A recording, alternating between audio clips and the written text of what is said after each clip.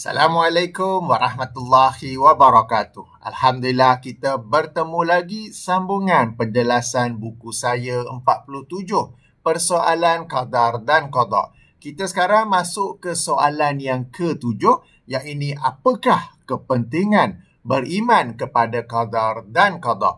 Sambil itu jemput nikmati pemandangan matahari turun atau sunset dari atas rumah saya sendiri.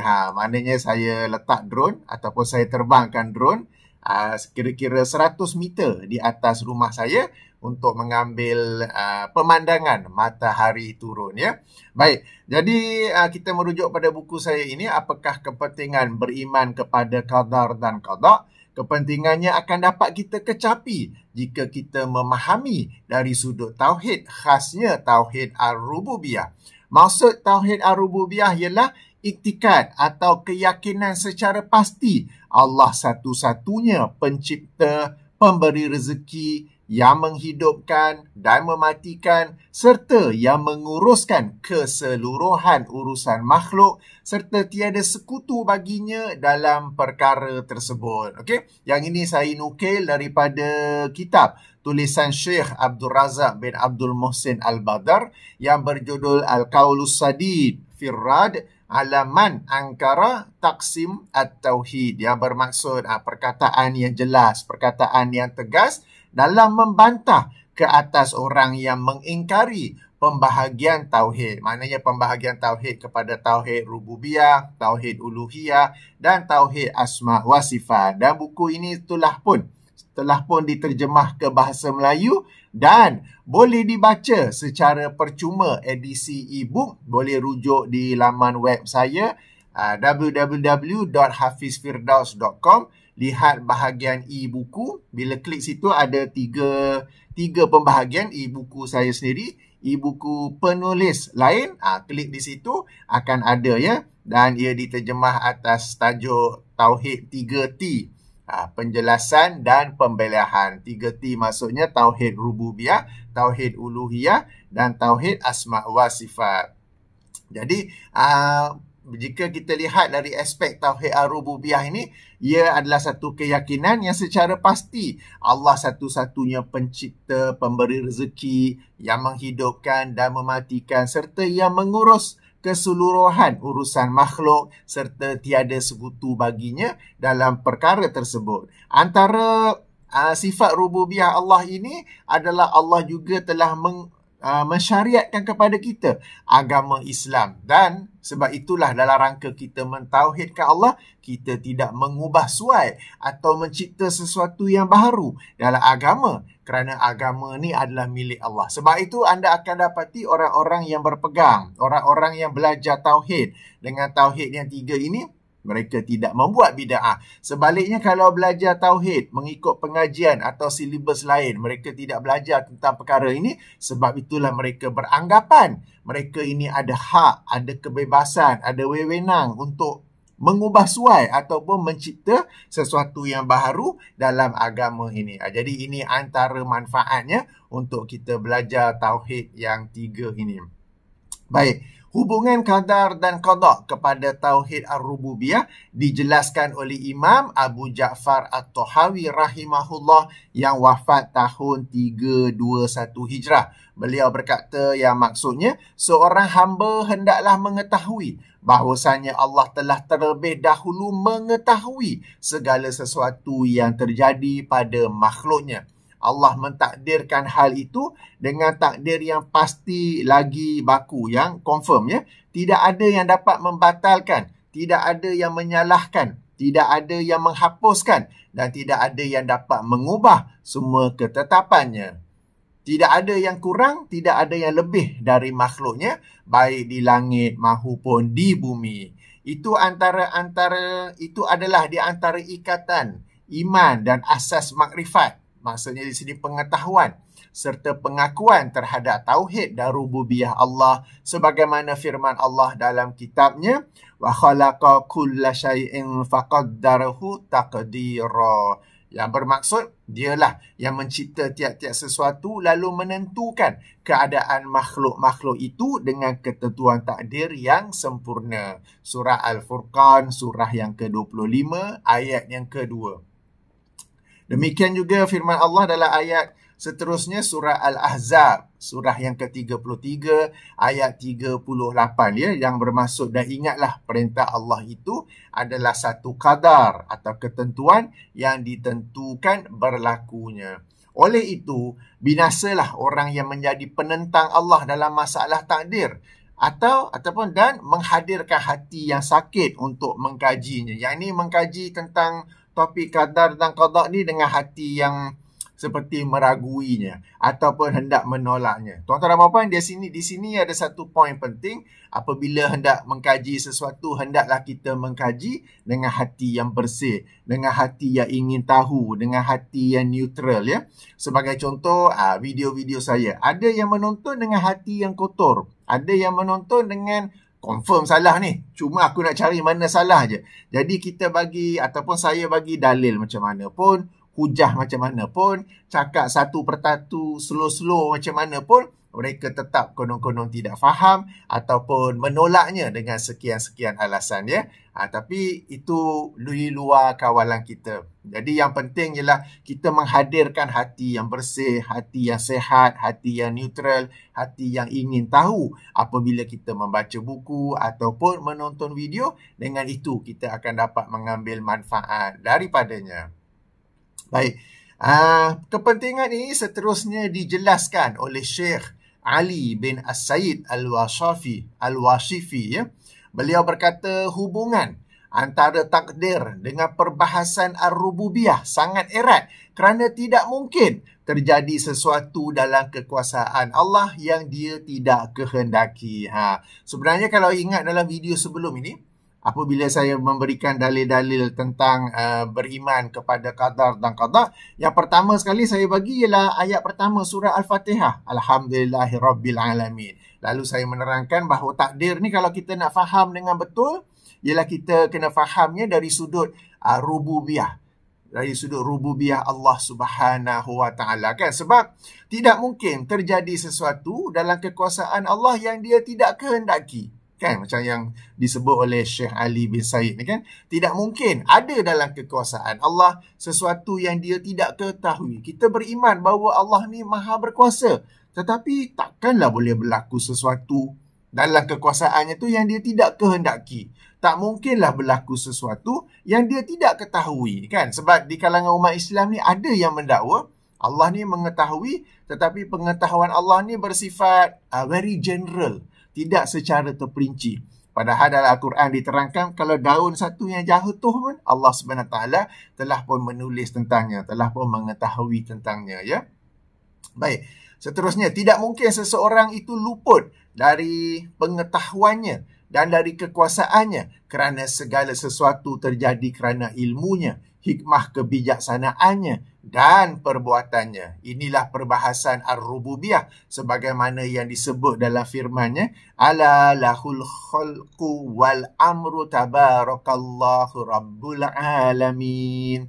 Yang ini ayat 54 surah Al-A'raf, surah yang ke-7 ya. Ingatlah kepada Allah jualah tertentu urusan mencipta sekalian makhluk dan urusan pemerintahan. Maha suci Allah, Tuhan yang mencipta dan mentadbir sekalian alam. Baik, seterusnya perbahasan tentang ar-rububiyah berkait rapat dengan perbahasan tentang takdir. Sesiapa yang meyakini dalam kekuasaan Allah sesiapa yang meyakini dalam kekuasaan Allah dapat terjadi sesuatu yang dia tidak kehendaki atau dia tidak ketahui, maka keimanannya terhadap ar-rububiyah Allah Subhanahu wa taala telah batal. Demikian pula orang yang meyakini bahawa sesuatu dapat terjadi di alam ini tanpa kekuatan dan kekuasaannya, maka batal juga keimanannya terhadap rububiyah Allah. Syekh Sulaiman ni salah seorang pensyarah kitab At-Tauhid. Kitab At-Tauhid ni asalnya disusun oleh Syekh Muhammad bin Abdul Wahab rahimahullah, dan kemudian ada banyak orang yang mensyarahnya, salah seorang ialah Syekh Sulaiman. Beliau berkata tauhid ar-rububiyah tidak akan sempurna kecuali dengan penetapan yang benar terhadap takdir. Demikian juga jauh sebelum tu Imam Al-Qurtubi, yang ini pengarang tafsir Al-Qurtubi yang wafat tahun 671 Hijrah. Beliau berkata, jika dikatakan Allah telah mentakdirkan sesuatu, maka maksudnya adalah bahawa dia telah mengetahui takdirnya, keadaannya, masanya sebelum dia menciptanya. Oleh kerana itu, tidak ada yang terjadi di alam ini kecuali berdasarkan ilmunya, kekuasaannya dan kehendaknya. Inilah pengertian takdir menurut as-salafus soleh yang sesuai dengan dalil-dalil sahih. Okey, jadi kita dapat lihat di sini bagaimana Imam Al-Qurtubi pun merujuk kepada penjelasan ataupun kefahaman generasi salafus soleh. Cuma Imam Al-Qurtubi dalam hal sifat-sifat Allah, beliau berbeza sebab beliau bermazhab Asy'ariyah kan. Tetapi menariknya, apabila beliau membicarakan sifat-sifat Allah, contohnya tentang istiwa kan, beliau mengemukakan juga pandangan salafus soleh tanpa beliau mencelanya ataupun mengkritiknya. Sebab Asy'ariyah yang zaman awal dulu, ataupun hampir semuanya, mereka tahu adanya perbezaan, namun mereka tetap mengemukakan pandangan sebagai perbandingan dan mereka tidak mencelanya ya. Okey, jadi Imam Qurtubi tak silap saya boleh rujuk surah Al-A'raf ayat 54 tak silap saya. Ketika membicarakan tentang istiwa kan, lalu menerangkan bagaimanakah pegangan ataupun keyakinan generasi salafus soleh terhadap sifat istiwa Allah Subhanahu Wa Taala, dan beliau mengemukakannya tanpa mengkritik. Hanya so-called Asy'ariyah sekarang ini yang mengemukakannya lalu berkata, tengok tu, berkata duduklah, menjisimkanlah, memakhlukkanlah, apa semua tu yang mereka tambah-tambahkan. Padahal generasi salafus soleh beriman kepadanya sebagaimana yang Allah khabarkan, tanpa menyamakan Allah dengan makhluk, tanpa menjisimkan Allah dan tanpa apa-apa lain sebagaimana yang didakwa oleh musuh-musuh akidah salafus soleh pada masa kini. Baik, seterusnya Al-Lalikai. Ni siapa ni? Okay? Mungkin di kalangan para penonton yang dirahmati Allah tak pernah dengar nama ni. Al-Lalikai, beliau ialah Imam Abul Qasim Hibatullah Ibnul Hasan bin Mansur Ar-Razi At-Tabari yang wafat tahun 418 Hijrah. Beliau antara imam Ahlus Sunnah. Dalam kitabnya Syarah Akidah Ahlus Sunnah, beliau menghimpun akidah Ahlus Sunnah wal Jamaah berdasarkan manhaj salafus soleh ya. Kitabnya 8 jilid, sangat besar yang menghimpun berbagai perkataan hujah tokoh-tokoh daripada kalangan salafus soleh ya.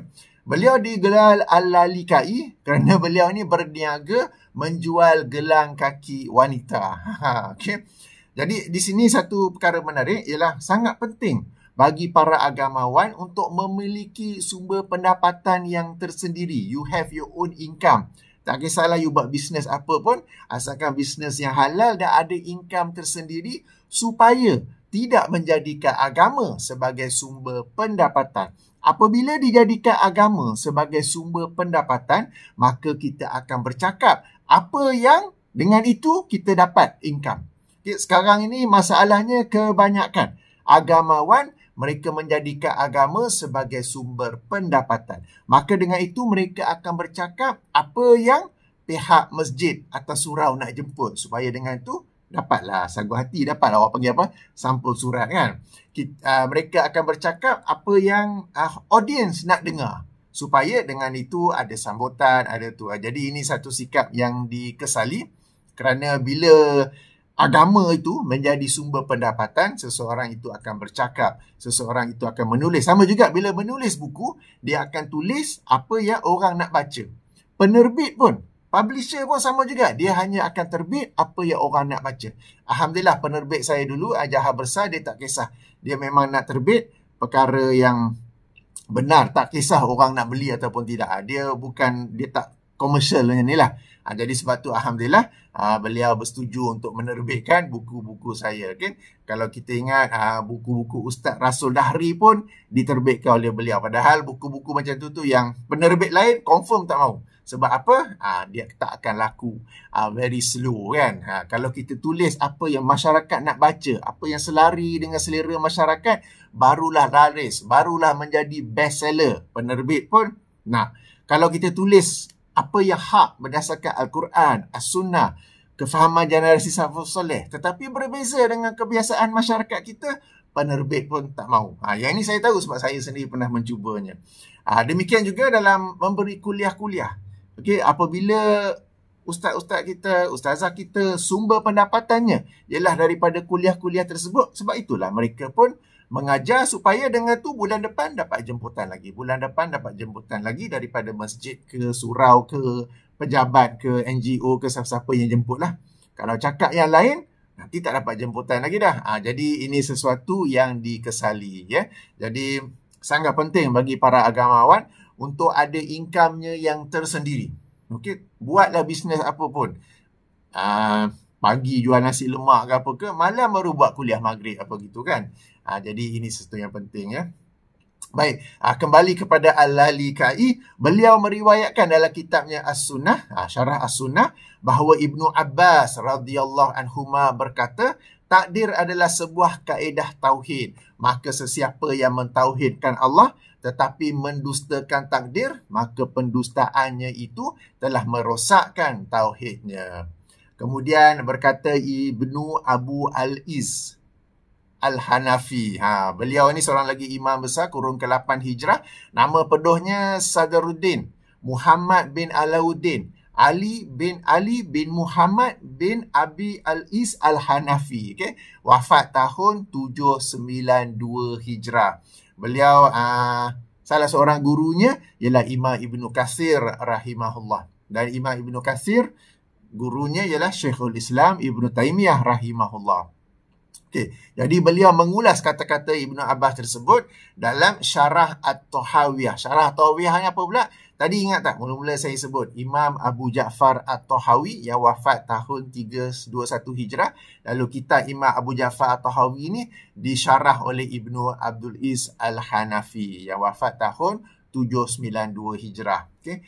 Beliau berkata hal ini disebabkan iman kepada takdir, termasuk beriman kepada ilmu Allah yang sedia kala, yang qadim, yang meliputi segala sesuatu, juga beriman bahawa Allah telah menentukan takdir semua makhluknya. Okay? Jadi ini para ulama menerangkan bagaimana keimanan kita kepada qadar dan qada itu ada kaitannya dengan rububiyah ataupun tauhid rububiyah. Ya, rububiyah ini sekali lagi ia adalah sifat Allah yang mencipta, memiliki, mentadbir, menguluskan, dan kita sebut tauhid. Kenapa? Kerana kita meyakini hanya Allah satu-satunya saja yang menguruskan, yang mencipta, yang memiliki, yang memberi rezeki, yang kata dia apa? Yang mensyariatkan agama apa semua kan. Sebab tu yang ada tauhid di situ.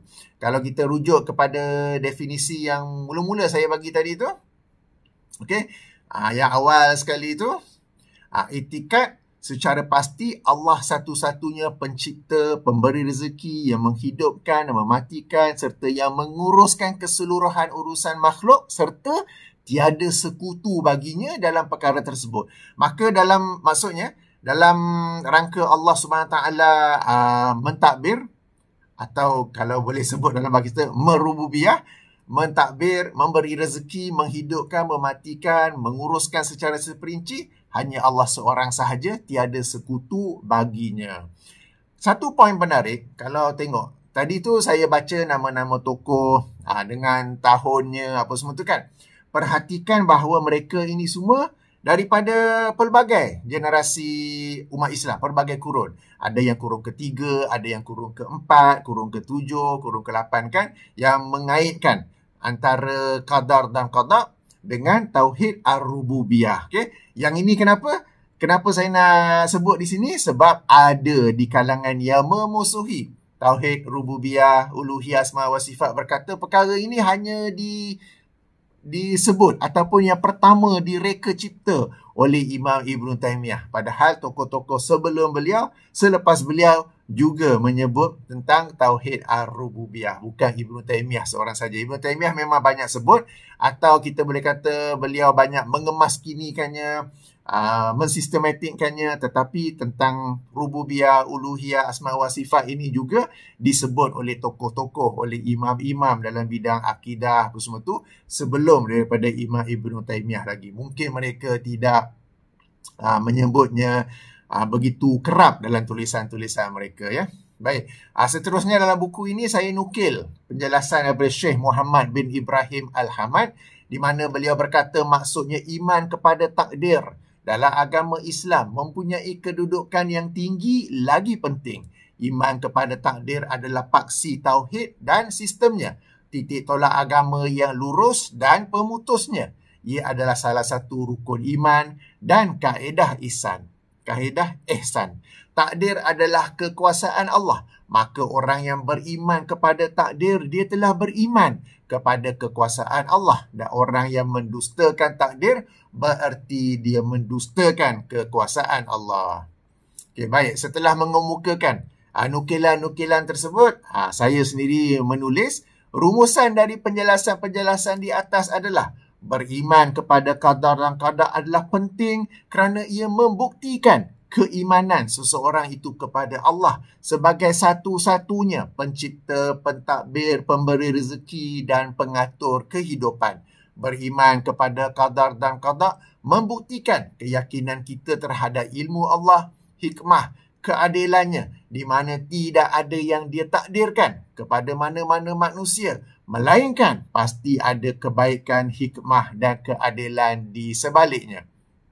Apabila seseorang itu memandang remeh kepada qadar dan qada atau menganggap ia tidak penting, berarti dia merendah-rendahkan Allah sebagai pencipta, pentadbir, pemberi rezeki, pengatur hidup, juga terhadap ilmu, hikmah dan keadilan Allah.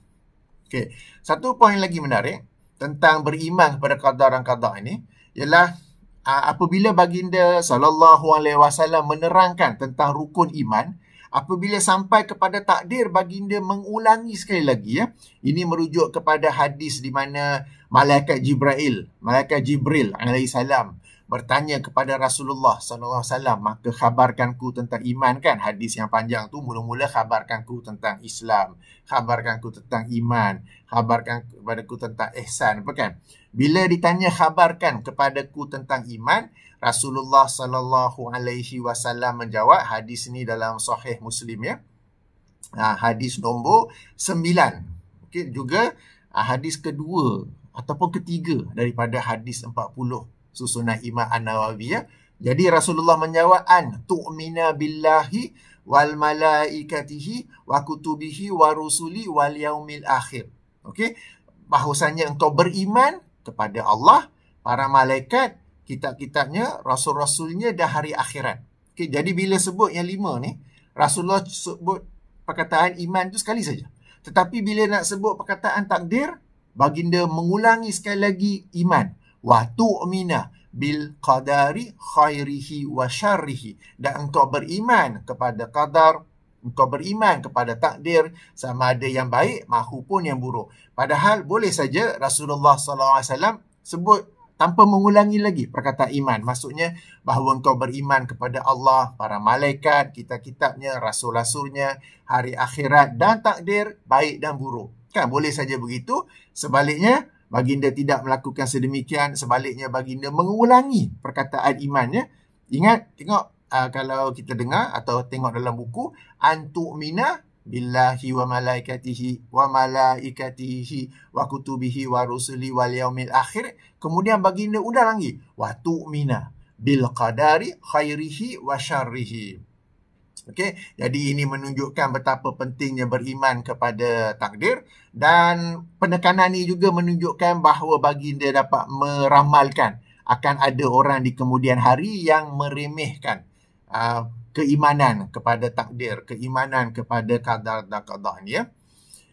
Okey. Di akhir ni saya tulis, pada masa kini sebahagian orang Islam menganggap beriman kepada qadar dan qada bukanlah sesuatu yang penting. Mereka ini seterusnya terbahagi kepada dua kumpulan. Pertama, mereka yang meremehkannya secara terus, enggan beriman kepadanya dan menganggapnya sebagai sesuatu yang mustahil. Ini sebagaimana yang telah saya sentuh dalam soalan yang sebelum ini ya. Yang kedua ni mungkin ada di kalangan kita yang mungkin kita tak perasan apa ya. Yang ini mereka yang meremehkannya secara tidak langsung, di mana mereka tidak mengaitkan segala perbuatan, usaha, kejayaan dan kegagalan mereka kepada qadar dan qada. Kalau berjaya, sebab aku hebat kan. Kalau gagal, ini mesti sebab subsidi tak dapat, ini mesti sebab tu sebab ni apa kan.